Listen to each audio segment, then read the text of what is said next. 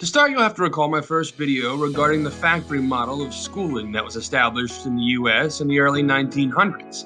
This time period saw a huge increase in industrialization, and if the notion that children are a product and the specifications for said product are set forth by the needs of society, as suggested by Elwood Kuberly, then the system put forth was successful, as it created plenty of factory workers. People whose job it was to sit on an assembly line, follow orders to the T. Sure, it also produced engineers and doctors and lawyers and teachers and so forth, but it mostly produced factory workers. 120 years later, the system has not really changed much, but one might be able to say that the factory model transitioned, well, to the corporate model. As in, the corporate world, many times in life, it's very mundane and simple. There's not much room for uniqueness in corporate America.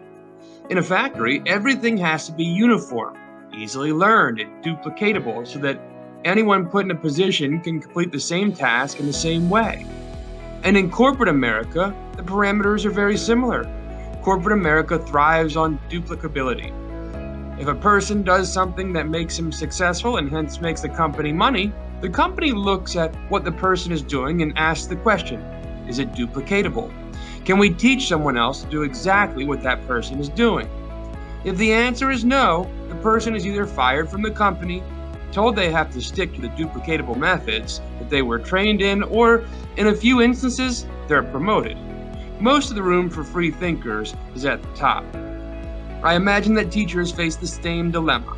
National education standards and standardized testing creates an environment that is easily duplicatable, but also stifles creativity and autonomy, as well as neglecting some other very important aspects to growth and development of a child. Bishwas Mishra wrote a paper called The Problems of the Modern Education System, and he touched on some really critical points. First of all, he says that in order to be critical of the education system, we first have to define its purpose. He says that education has been generally regarded as a qualification for survival in the real world, but points out that survival is not the main purpose of education.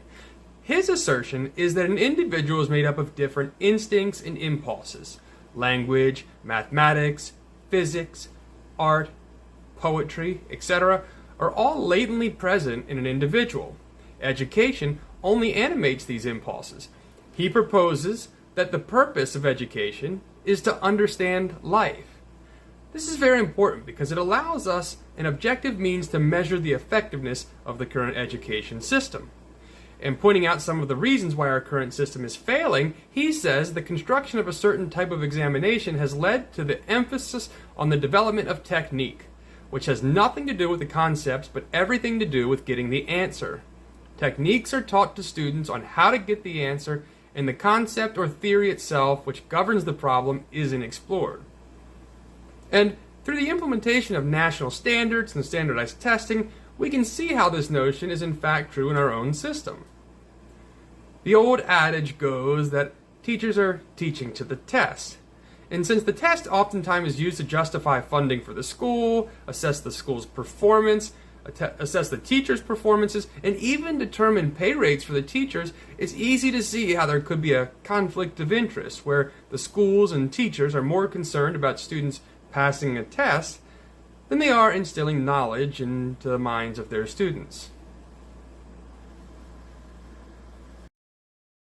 With the implementation of No Child Left Behind, which was considered a major failure on pretty much all fronts, the goal was to, quote unquote, level the playing field.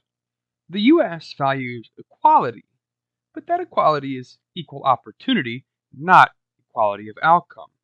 As different people have different strengths and weaknesses, different values, different learning styles, different personality traits, different IQs, and so on. And because of these differences, there's no way to artificially and productively manipulate equality of outcome. No Child Left Behind sought to create this equality of outcome by lowering the bar, so to speak, by trying to bring everyone to the same level academically. This led to lower level students struggling and higher level students being slowed down.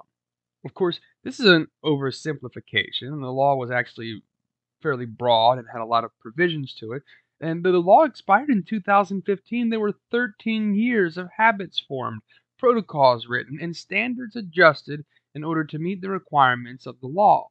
And many of these things still exist today. Much of the program revolves around another set of standardized testing that calls teachers to have to hone in and focus on specialized topics. That brings me back to Mishra's paper. He says there are negative effects of teaching solely based on the development of technique. Firstly, it reduces all the diverse and manifold impulses contained in an individual into just a mere few, and works the development of only those few. We can see with the structure of the current system this is true, and looking at the history of the factory school system, I would say it's safe to assume that this was by design. Another problem with our current system is the notion that children are still viewed as products, as a subset of society, and not as the potential leaders and pioneers of their generation. Mishra states the student is always perceived as a separate category, one that is different from the mature and wise adult, hence considered incapable of making good decisions for him or herself. This leads to the absence of participation, which tends to produce lack of interest and concern on the part of those shut out. This results in corresponding lack of responsibility. In fact, John Locke argued in treating children or students as human beings, in whom the gradual development of rationality needed to be fostered by parents. Locke urged parents to spend time with their children and tailor their education to their character and idiosyncrasies, to develop both a sound body and character, and to make play the chief strategy for learning rather than the rote learning or punishment. This speaks to two separate issues. The first being the issue that I just mentioned about students not being considered to be productive members of society, and the second is the lack of parental involvement in their children's educational process. The second problem is a critical one, for who knows or should know their child better than their own parent? Who knows their strengths and weaknesses better? Who knows their learning styles and personality traits better? Since society has transitioned to one where both parents have to work to survive financially, parental involvement has dropped significantly, and the current standardized system has both led to it and allowed it. When students have to simply accept their programming in order to pass a test, there is very little need for the student to bring their education back into the home life and involve their parents. Parents are solely responsible for their children's education, and that's why parents can be punished legally for their children not attending school. And if parents are responsible, we should have a system that involves them, not just holds them legally accountable for attendance. Studies have actually shown that later school start times have a positive effect on student performance, IQ, student mental health, and general outlook on school. Yet students are typically made to get up nice and early. We're going to have another video on the science that backs up the proposition that later school start times are better for students, so tune in for that one. But they're made to get up nice and early, ordered to sit down in pre-designated rows of hard seats in a beige classroom where they're programmed to respond to a series of bells and whistles, where they have to ask permission to do the most basic of human functions like use the bathroom or get a drink. Our system was perfect for the age when most Americans left the school system and went into the factory, but we live in an era where it's more possible than ever that students can leave school and do or become almost anything that they want. It's interesting that in our current system, if a student's not performing well at math, or reading, or writing, or science, they're typically faced with consequences: poor grades, having to retake a test, being forced to see a tutor, or even go to summer school. But when a student performs poorly at sports, music, or art, the notion is that some people just aren't good at those things.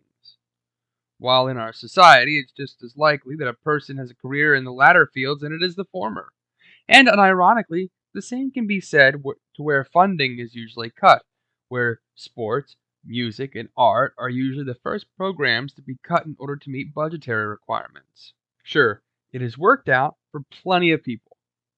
But as the system as a whole brought out the highest potential possible in the most amount of students possible, Has the system been successful in, as Mashra put it, helping students understand life? I would argue no on both those counts. Luckily, for the future of our nation, there are visionaries from around the world that have spent their lives trying to refine the system in order to help students reach their full potential. In some of our future videos, we'll look at these visionaries. No, these revolutionaries. Look at their lives, their accomplishments, and some of their proposals.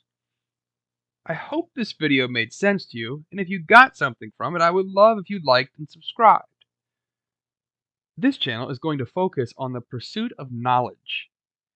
Humanitas libertas is Roman for learning liberty, as the Romans recognized that learning was a foundational aspect of being human, and also the Romans built a great empire that collapsed.